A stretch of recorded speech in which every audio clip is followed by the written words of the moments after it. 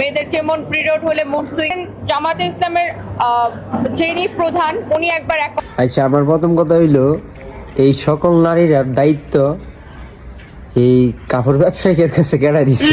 আর দ্বিতীয় কথা হইলো গিয়া এই তো মনে করেন আওয়ামী লীগ থাকতে আওয়ামী লীগ নেতাকর্মীরা নৌকার মাঝিরার বহুত খাইছে, বুঝলেন? এখন মনে করেন বিএমপি আইছে, মনে করেন ধানের রাখালেরা খাওয়ার চিন্তা ভাবনা করতেছে, বুঝছেন নি? কারণ তার পেশা হয়েছে মনে করেন নিচতলা ভাড়া দিয়া কোনো রকমে চলা, তাও আবার নেতাকর্মীরা, বুঝছেন? মানে কাপড় ব্যবসাটা হয়েছে তার টেইলার, মানে খুইলা মুইলা দেয় একটু আকর্ষণ করে নেতাকর্মীরা, হ্যাঁ, আকর্ষণ কইরা পরবর্তীতে মনে করেন কন্ট্যাক্ট করে আর কি। এমনি এর কাজ হয়েছে এইটা। আর এইসব বাজারের মায়েরা যদি মনে করেন দেশের দায়িত্ব দেন এই জন্য এইটা হিডা, তাহলে এটা মাইন্ডা নেওয়া যায়? কোনোভাবেই না।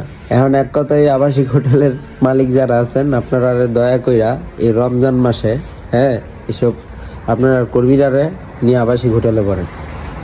তারা পরিবেশ দূষণ করে লেগেছে।